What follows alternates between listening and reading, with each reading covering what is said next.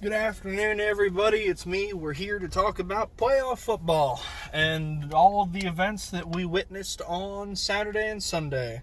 It's kind of fun that, I like now that all the games are, one after another, so I don't have to go and spend 6 hours throughout the week watching highlights, which season's over. I won't be doing that anymore, and that's an odd feeling, to be honest. You spend 17 weeks, 21 weeks if there's preseason games, watching every week. You're, especially now that I'm working and I've got shit going on at home, and now that, I'm doing stuff, it's like every spare second I have, I'm like sitting down to try and watch a game, of highlights.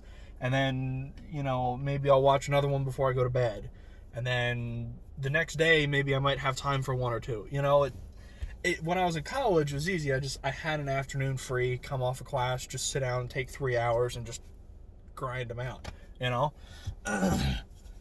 So that's, season's over.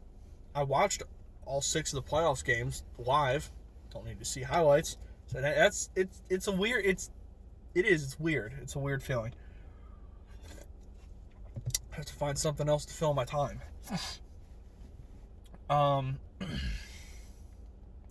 So, I wanted to throw this in real quick before we got to playoff times. I'm going to try not to spend a whole lot of time on it. But, breaking news, Doug Pederson fired as coach of the Eagles after 5 seasons. I'm not surprised. I'm still trying to figure out how I feel about it, though.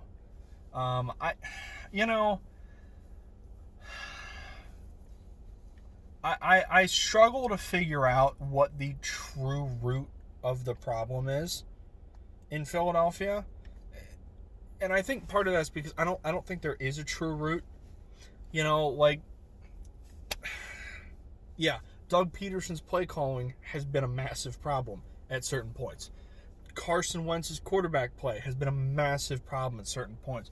Hell, in certain times, Jalen Hurts was kind of a problem. The injuries were a massive problem. Lack of solid receiving talent was a big problem. 14 different offensive line combinations in 17 games was a massive fucking problem. Howie Roseman fucking up numerous draft picks was kind of a problem. So, there's all these things that just kind of get lumped into a whole big ball of shit that was this past season's Philadelphia Eagles. But it's when you're trying to pick through and think, all right, what's the problem? What are the problems here that we can, I don't want to say easily, but quickly get rid of? You fire the head coach. Okay. Now you find a coach with better play calling ability, because sometimes Doug Pederson's play calling was a liability, frankly. By all intents and purposes, from what I've heard and what I've gathered, Howie Roseman's sticking around for next year. Again, I'm going to be honest. I know I'd probably take shit for this if anybody actually watches this. I haven't figured out how I felt about Howie Roseman yet. He's definitely had some draft fuck-ups, but he's also had some big draft successes. So, I don't know, because you can't expect. I go back to the Justin Jefferson, Jalen Reagor thing, or the DK Metcalf thing. Yeah, all right, probably should have drafted both of those guys, but you can't expect a GM to hit the nail on the head on every single draft pick. We've had some fuck-ups. We drafted Marcus Smith. Okay, look. Yeah, but he also drafted Brandon Graham and Zach Ertz and Jason Kelsey. Not Brandon Brooks. He came from the Bills. Scratch that one. But you guys get what I'm saying. Lane Johnson. You guys get what I'm saying here. Like, there's definitely been some bad, but there's been some good. But I feel like you're going to get that with any GM, any coach, any quarterback whose name isn't Geno Smith. You get it? So, Doug, I don't know. I'm not going to say I was surprised. I haven't decided yet if I'm happy or not. Part of that's going to depend on who they decide to hire. And now we just have to wait for the whole quarterback scenario. We'll see what happens. Now, all right. Playoff time. So, let's start from the beginning. Saturday. Who the fuck played that first game? Why can I not remember this was 2 days ago? Guys, I'm having Colts Bills. That's right. Okay. I had a massive brain fart there for a second. This game went about how I expected it to be. Two really good, really well-rounded teams. The Colts just happened to come out on the losing end. I expected Buffalo to win because I do think Buffalo is the better team simply because of the quarterback. But the Colts played a hell of a football game, and I very, very much enjoyed watching that game. Allen's a beast. Stephon Diggs is a beast. Tre'Davious White's a beast. I don't know what Rivers is going to do. I saw his presser afterwards. He was pretty emotional. I don't know what he's going to do. I feel like he might retire, but if he can still play and he feels like that team can make a run, I wouldn't be surprised to see him back next year. I don't think I had a whole lot else to say on that game. So we're going to move on to Rams Seahawks.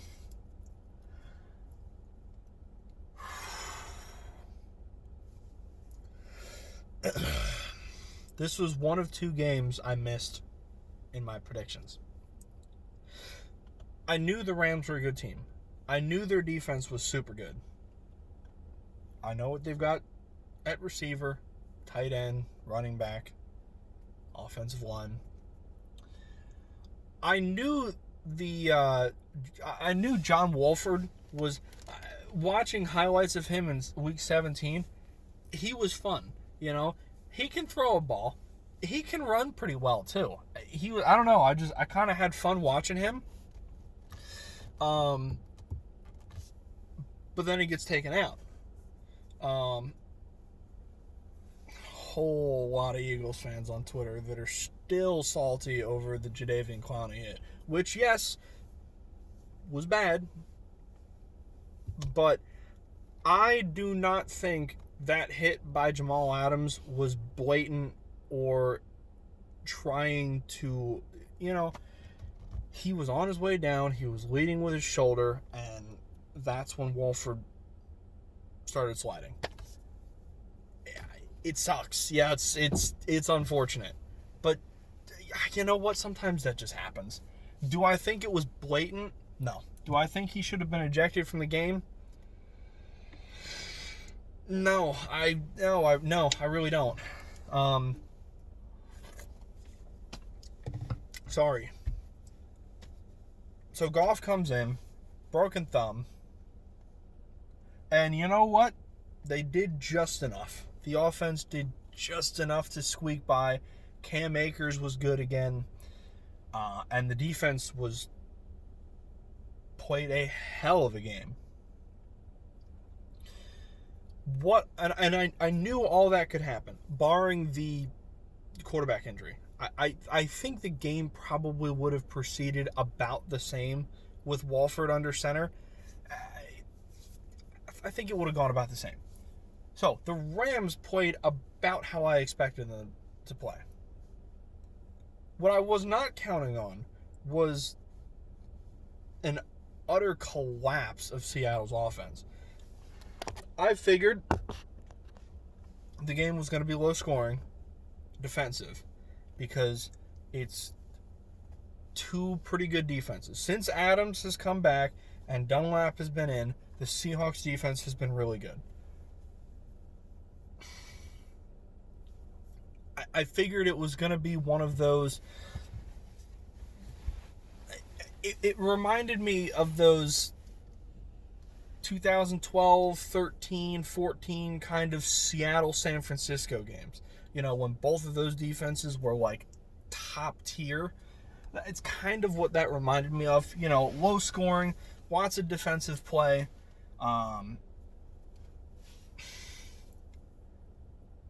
But I expected Seattle's offense to do at least a little bit more than they did. The long pass to DK was about it. So yeah, I mean, I know I picked Seattle to win. I just I figured it was going to be low scoring. I didn't see. And look, the Rams defense was really good. I just thought Russ would have been able to make a couple more plays. I don't know. I did want to say this too, and just as an aside, another jab at people on Twitter, because I could make the same argument for the. I saw a lot of people bitching about the Bears-Saints game. Why do people hate defense so much? Like, why? Like, am I the only one who enjoys sitting down and watching a defensive game that's low scoring, where the offenses can't get anything going? Like, is that just me? It might just be me, but I like watching a defensive game. Because it's not like the Rams it's not like they were killing themselves. I mean, if the game is low scoring because both offenses are sloppy, and that's different. That didn't really seem like the case on Saturday. Both defenses were really good. And I don't know. I saw a lot of people, oh, this game's boring. Oh my God, why am I watching this game? Oh, I'm going to go to sleep. This game is so boring. I was on the edge of my couch the entire time. I thought it was great. But I like defensive games. Don't get me wrong. I love a 50-44 game too. I just like watching football. But I like a defensive struggle every once in a while, and that's exactly what we got. Bucks at Washington. I expected Tampa Bay to win, but I expected Washington to kind of be in the game, right? Because their defense is, again, very, very good. I was very impressed with Taylor Heineke. Very impressed. Now, I knew who he was, but I'd never really seen him play. I remembered that he had been with Carolina, but when the XFL was on, Heineke was the backup to Jordan Ta'amu on my team, the St. Louis Battlehawks. But I never really saw Heineke play.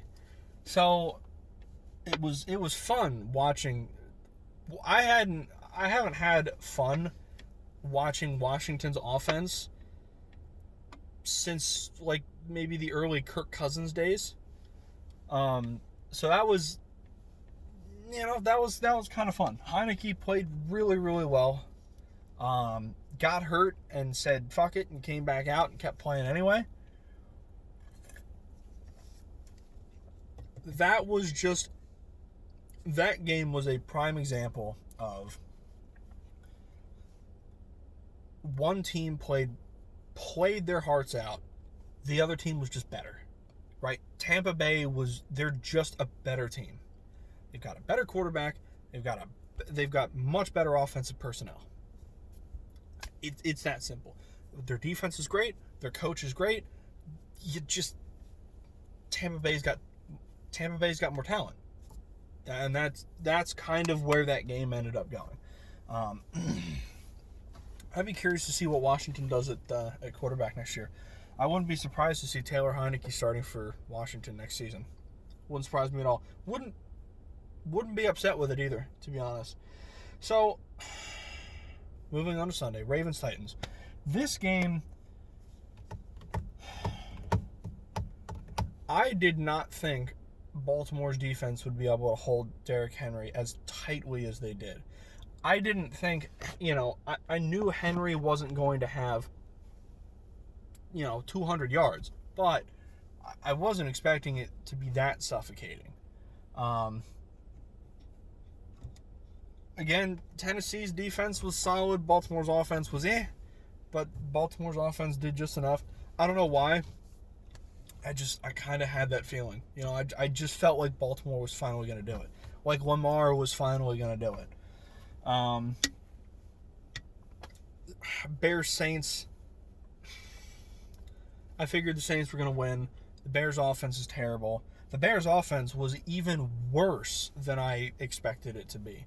There was that one play early on, the trick play. Trubisky was out wide, and he ended up circling back in, got the ball, freaking chucked it deep, man, and Javon Wims just went right through his hands. And I was like, oh, man. It was because it was such a beautiful play. The setup was awesome. The throw was probably one of the best Trubisky's ever made in his career. And Wims dropped it. And I'm like, man, that's the Bears. They've had problems with receivers dropping footballs for years. Chicago's offense sucks. The Saints' defense is good.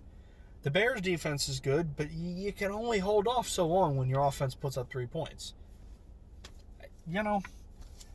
It went how I expected it to be.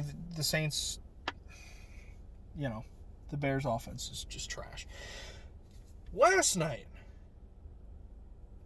I have a really, really tight friend who's a Pittsburgh fan.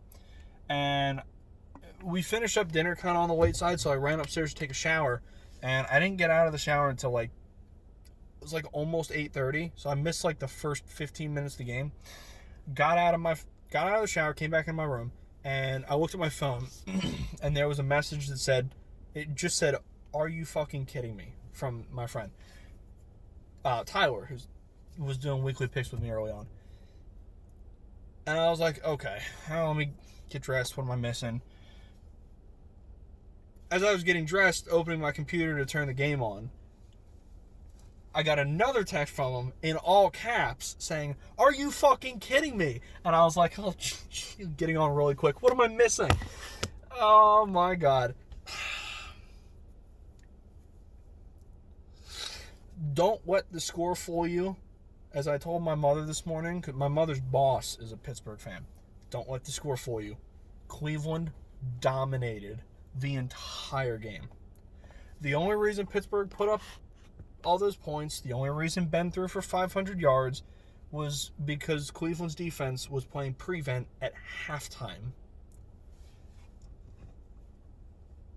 I knew Pittsburgh was a bunch of frauds. They're 12-4, whip-de-fucking-do.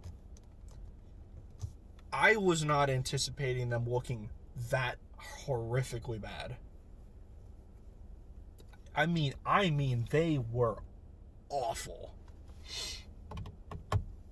I'm good with it. Like I said, I know a couple people that are Steelers fans that are super chill, but between Twitter and the couple Facebook groups that I'm in for NFL trash talk, Pittsburgh fans have been such arrogant assholes this entire season. So you know what? I'm good with it.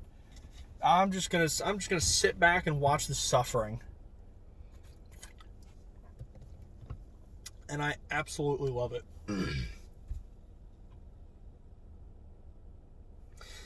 That's what I've got. It's 10:03. I have to get back to work soon. I could talk about the Pittsburgh game for probably 20 minutes. But needless to say, it was funny. It was funny to me. So, I will be back. I'm working from home the rest of the week. I'll be back on Friday. This will probably get posted. What I've been doing is starting the upload when I put my phone down to go to bed. So, overnight while I'm going to sleep, it uploads. So I don't have to worry about doing it. Because I can't do it at work. So I got no internet at work. And usually by the time I get home, I'm sitting down with my family. And we're kind of hanging out, talking about our day. And then we eat dinner, and then we go upstairs, and I shower, and my brother showers, and we come downstairs, and we usually watch TV in the evenings. And then I go upstairs and I'm watching videos or I'm playing on my phone, and then it's like the evening just kind of gets away from me pretty quickly. So that's what I've been doing. It's just overnight, last thing I do before I go to bed, just hit the upload button and away we go. So with all that being said, I'm going to let you guys go. I'm going to go get back to work. And I will see you guys here on Friday for my thoughts and picks on the divisional round of the playoffs coming up next weekend. And thoughts on any more Eagles news that might break in the next 4 days. Nothing but respect for Doug Pederson. You know, his play calling was kind of annoying sometimes, but you know what? He brought the city his first Super Bowl, and that, in my book, counts for a hell of a lot. So, best of luck. I am sure he will find another job in the NFL, and I'm sure it will happen fairly quickly. And I hope nothing but the best for him moving forward. He did an awful lot for this city. So that's good luck to Doug moving forward. I hope he finds another good spot somewhere. Peace out, y'all. I'm getting back to work. I'll see you on Friday. Have a good day.